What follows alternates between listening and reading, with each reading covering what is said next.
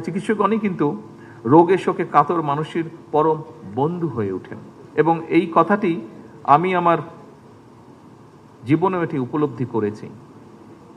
এই দেশেরই প্রখ্যাত কয়েকজন চিকিৎসক আমার মাকে অনেকগুলো বছর ধরে চিকিৎসা দিয়েছেন।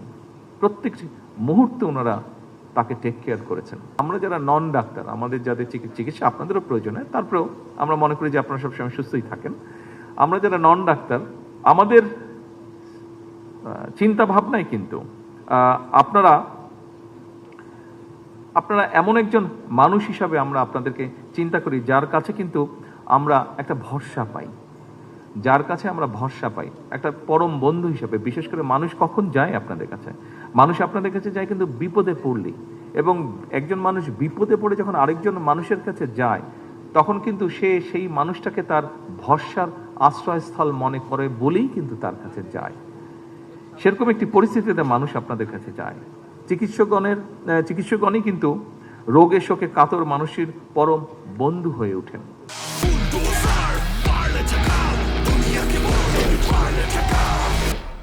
এবং এই কথাটি আমি আমার জীবনে এটি উপলব্ধি করেছি।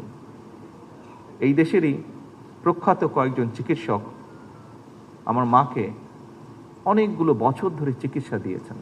প্রত্যেকটি মুহূর্তে ওনারা তাকে টেক কেয়ার করেছেন। উনি মৃত্যুর কিছুদিন আগে উনি বিদেশে গিয়েছিলেন।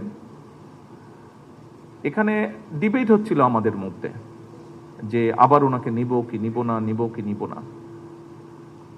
আমি ব্যক্তিগতভাবে যেটা বলেও ছিলাম বিভিন্ন মানুষকে, যে আপনারা ওনাকে নিতে চাচ্ছেন, কিন্তু এখানে যেই চিকিৎসকগণ ওনাকে যেই সেবাটা দিচ্ছে 24টা ঘন্টার প্রতিটি মুহূর্ত, আমি দেখেছি বিদেশি, হ্যাঁ বিদেশে গেলে হয়তো টেকনিক্যাল সাপোর্টটা ভালো পাওয়া যাবে, ভালো ইকুইপমেন্ট হয়তো আছে, আরও হয়তো অ্যাডভান্স ইকুইপমেন্ট আছে, ওষুধপত্রের ব্যাপারে খুব হয়তো ডিফারেন্স থাকবে না, হয়তো হার্ডলি ডিফারেন্স থাকবে, কিন্তু এই যে হিউম্যান টেক কেয়ার, যেটা আমি মনে করি না এটা বিদেশে গেলে পাওয়া যেত কোনোভাবে। যেই সেবাটা ওনার জীবনের শেষ দিন, আমি বলবো শেষ মুহূর্ত পর্যন্ত, শেষ মুহূর্তে আমার আল্লাহ তৌফিক দিয়েছিলেন, আমি সেখানে থাকতে পেরেছিলাম।